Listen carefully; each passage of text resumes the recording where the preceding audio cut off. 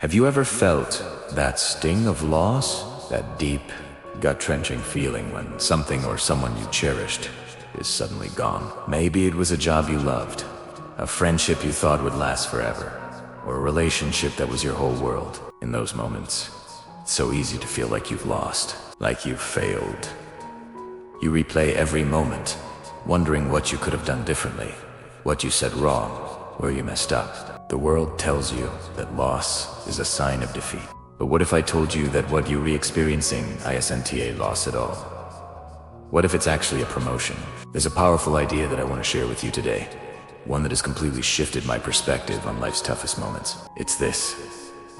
You didn't lose. God removed what couldn't go where He's taking you. Let that sink in for a second. It's not about you failing. It's not about you being not good enough. It's about divine redirection. It's about preparation for a greater destination. Think of your life as a journey, a grand expedition. And on any journey, you have to pack accordingly. If you're climbing a mountain, you don't pack a surfboard. If you're sailing across the ocean, you don't bring heavy winter gear. The destination determines what you carry. Now, imagine God as your ultimate guide, the one who sees the entire map of your life, not just the road right in front of you. He knows the terrain ahead. He knows the mountains you will need to climb and the valleys you will need to cross. He knows the beautiful destination He has prepared for you. And because He knows the destination, He also knows what baggage you can't take with you. Sometimes, that baggage looks like a person. It could be a friend who constantly drains your energy, who subtly undermines your dreams, or who keeps you anchored to your past. You allowed them, you have history with them, but their presence is holding you back from becoming the person you were meant to be. Letting go feels like a massive loss, but in reality, it's God clearing the path. He's making room for people who will lift you up, who will champion your growth, and who are aligned with your future, not just your history. Other times, that baggage is an opportunity that didn't work out. You had your heart set on that job. It was perfect. The pay was great. The title was impressive. It was everything you thought you wanted. And when you didn't get it, it felt like a crushing defeat. You questioned your skills, your worth, everything. But consider this. Maybe that job, as good as it seemed, would have stifled your creativity. Maybe it would have demanded so much of your time that you'd have none left for your true passion. Maybe it would have put you in a toxic environment that would have slowly dimmed your light. God saw that. He knew that where He's taking you requires a different kind of environment, one that fosters your unique gifts. So, He closed that door, not to punish you, but to protect you and to guide you toward a better one. What feels like rejection is often divine protection. It can also be a mindset or a habit. Maybe you've been comfortable in a certain way of thinking for years, a habit of procrastination, a fear of taking risks, or a cycle of negative. You've tried to change, but it's hard. Then, a situation forces you out of your comfort zone. A crisis hits, and suddenly, you have no choice but to change. You're forced to become more disciplined, more courageous, more resilient. It feels painful, like you're being stripped of your old self. But you're not losing yourself. You're shedding a skin that was too small for the person you are becoming. God is removing the old mindset because it cannot exist in the new territory He has for you. Your future requires a new level of strength, a new level of faith, a new level of you. Think about Joseph in the Bible. His brothers sold him into slavery. That's a profound loss of family, freedom, and home. Then he was falsely accused and thrown into prison. Another loss. From the outside, his life looked like a series of devastating defeats. He could have been bitter, resentful, and given up on hope. But each of those losses was actually a step in his journey. Being in Egypt, even as a slave, positioned him. Being in prison put him in contact with Pharaoh's cupbearer. Every single removal was a strategic move by God. The jealousy of his brothers, the betrayal of Potiphar's wife, these were things that couldn't go with him to the palace. God had to remove his naive trust and his comfortable family life to forge him into the leader who would save a nation. What looked like loss was actually divine preparation. Joseph himself understood this when he later told his brothers, "You intended to harm me, but God intended it for good." This principle is about trust. It's about trusting that there's a bigger plan at play, even when you can't see it. It's like being on a ship in a storm. You're being tossed around.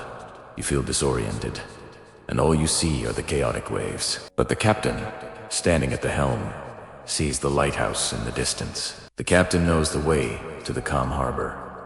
God is your captain. He's navigating you through the storms.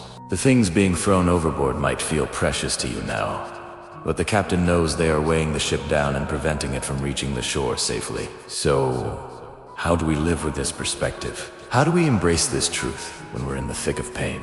First, we must reframe our definition of loss. Instead of asking, why did I lose this? Ask, what is God preparing me for? Instead of saying, this was taken from me, try saying, this was removed from me. This subtle shift in language can have a profound impact on your mindset. It changes your position from a victim of circumstances to a partner in a divine plan. It's not about toxic positivity or ignoring your pain. Grieve the loss. Feel the emotions. It's okay to be sad that a chapter is closed, but don't stay stuck in the grief of the ending. Start getting curious and even excited about the new beginning that is being made possible. Second, look for the lesson.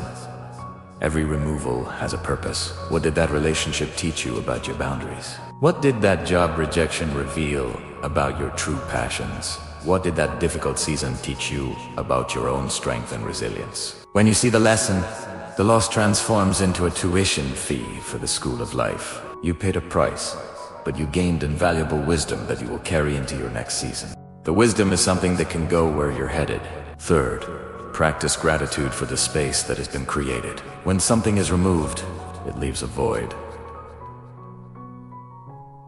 An empty space. Instead of staring at the emptiness and mourning what was there, start seeing it as a clean slate. It's an open field ready for new seeds to be planted. Be grateful for the new possibilities. Be grateful for the room to breathe, to grow, to become. That empty space is a gift. It's an invitation from God to fill it with something new, something better, something that truly aligns with His purpose for your life. Finally, trust the timing. God's timing is perfect. It may not feel like it in the moment. You might feel like you're falling behind, that it's taking too long. But He is never late. He is preparing you, and He is preparing the destination for you. When you are ready, and when it is ready, the doors will fly open. Your season of removal will shift into a season of restoration and reward. So today, if you are nursing a wound from something you feel you've lost, I want to encourage you, take a deep breath. Release the narrative of failure. You are not going backward. You are not being punished. You are being prepared. You are being streamlined for your destiny. The person, the job, the situation that is no longer in your life was a part of your story, but it was not a part of your destiny. It was a scaffold, necessary for a time to help build you up, but it was never meant to be a permanent part of the structure. God loves you too much to let you carry things that will weigh you down. He has places to take you, people for you to meet, and things for you to do that are beyond your wildest dreams. Trust Him.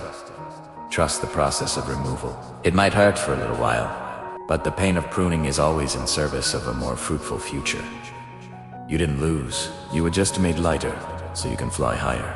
Thank you so much for spending this time with me. If this message resonated with you, please share it with someone who might need to hear it. Don't forget to like and subscribe for more content to help you on your journey. Remember, you are being guided, you are being protected, and your best days are ahead of you.